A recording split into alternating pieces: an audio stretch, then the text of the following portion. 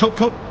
ហេតុអីលោកយកសម្រាប់មកចាក់ចោលក្នុងបន្លាយអញ្ចឹងដឹងទេថាវាប៉ះពាល់ដល់បរិស្ថានខ្លាំងប៉ុណ្ណាខ្ញុំគិតថាសម្បកដូងជារបស់ធម្មជាតិមិនប៉ះពាល់ដល់ទឹកស្អុយក្នុងបន្លាយហេតុអីថាមិនប៉ះពាល់លោកដឹងទេថារដ្ឋបាលរាជធានីភ្នំពេញខិតខំស្ដារប្រឡាយជាប្រចាំដើម្បីកុំឲ្យជន់លិចនឹងស្ទះជាពិសេសនៅរដូវវស្សានេះបាទនាំគ្នាយកសម្រាប់មកចាក់ចោលអញ្ចឹងស្ដារយ៉ាងណាក៏មិនអស់ដែរហើយសម្រាប់នេះមិនមែនតែសម្បកដូងទេ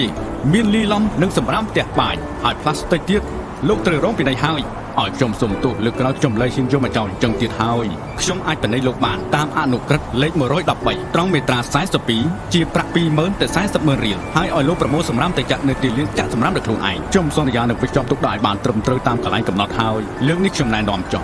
បើមានលើកក្រោយខ្ញុំមិនលើកលែងឲ្យទៀតទេអរគុណណាស់ពូ